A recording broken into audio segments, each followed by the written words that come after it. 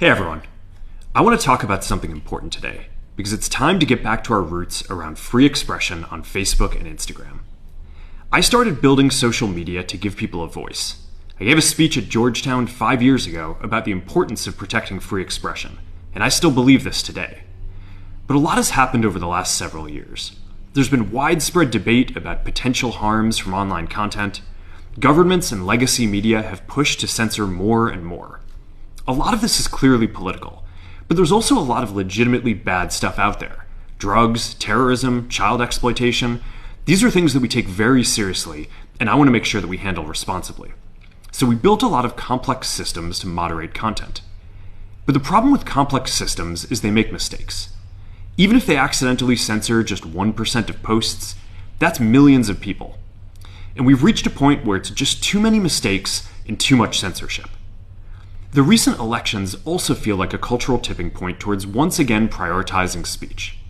So we're going to get back to our roots and focus on reducing mistakes, simplifying our policies, and restoring free expression on our platforms. More specifically, here's what we're going to do. First, we're going to get rid of fact checkers and replace them with community notes similar to X, starting in the US. After Trump first got elected in 2016, the legacy media wrote non-stop about how misinformation was a threat to democracy.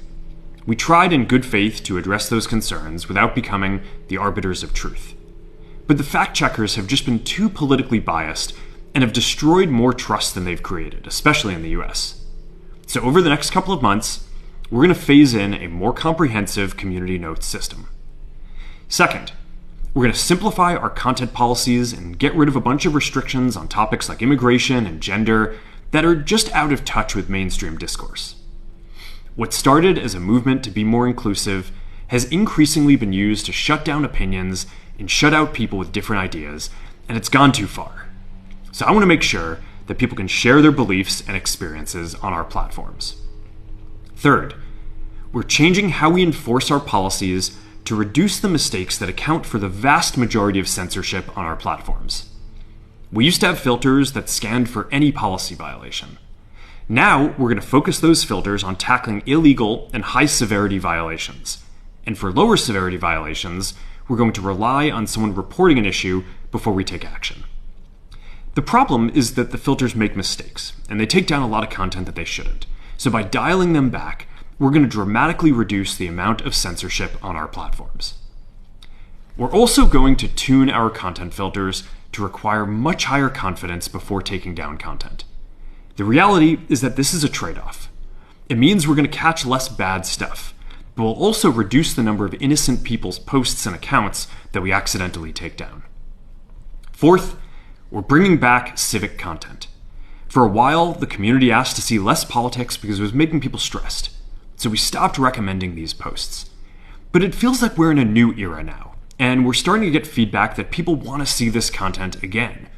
So we're going to start phasing this back into Facebook, Instagram, and Threads while working to keep the communities friendly and positive.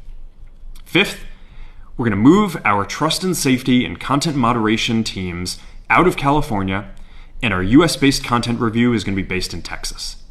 As we work to promote free expression, I think that it will help us build trust to do this work in places where there is less concern about the bias of our teams.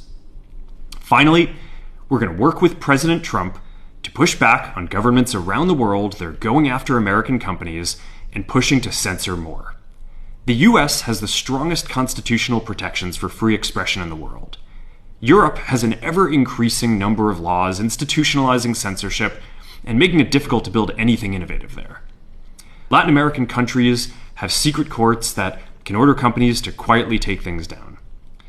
China has censored our apps from even working in the country. The only way that we can push back on this global trend is with the support of the US government.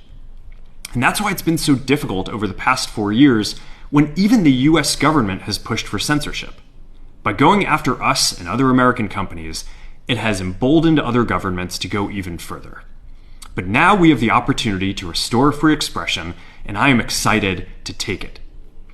It'll take time to get this right, and these are complex systems. They're never going to be perfect. There's also a lot of illegal stuff that we still need to work very hard to remove. But the bottom line is that after years of having our content moderation work focus primarily on removing content, it is time to focus on reducing mistakes, simplifying our systems, and getting back to our roots about giving people voice. I'm looking forward to this next chapter. Stay good out there, and more to come soon.